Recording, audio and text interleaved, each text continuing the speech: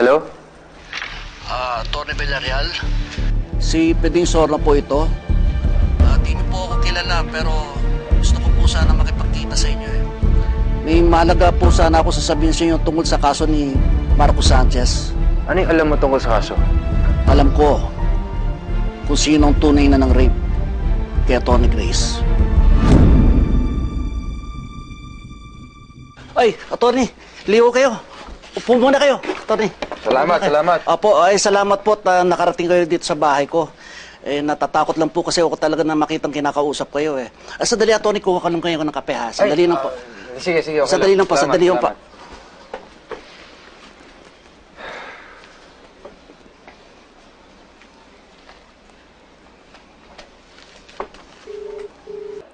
Edward, nakauwi ka na ba?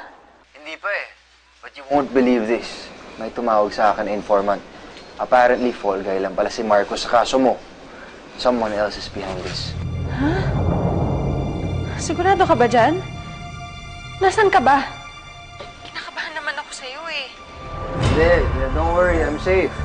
Nandito lang sa bahay niya, mag-usap kami. Edward? Edward, hello? Edward? Hello, naririnig mo ba ako? Hello? Edward, sagutin mo ako! Edward? Hello?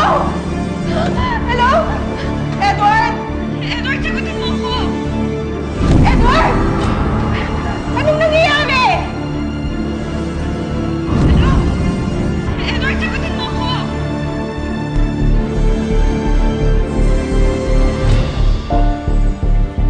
Ano nang gagawin natin dito?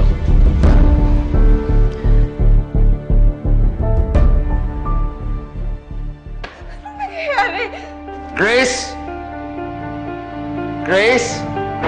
Grace! Grace, what's up? Kuya William, kausap ko si Edward, tapos bigla na lang siyang nawala. Tapos naputol yung telepono. May narinig akong kalabok. Hindi ko na siya makausap. Kuya William, tulungan mo ako. Pakiramdam ko may masamang nangyari kay Edward. Please! Okay, please! Grace, calm down. Okay. I-report natin to. Sabihin natin sa magulang ko, okay?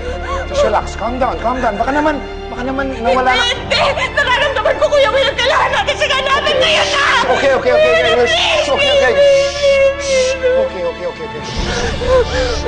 Kuya William! Bunahin na natin siya! Okay. Tuwagan mo! Okay. Kailangan natin Come on.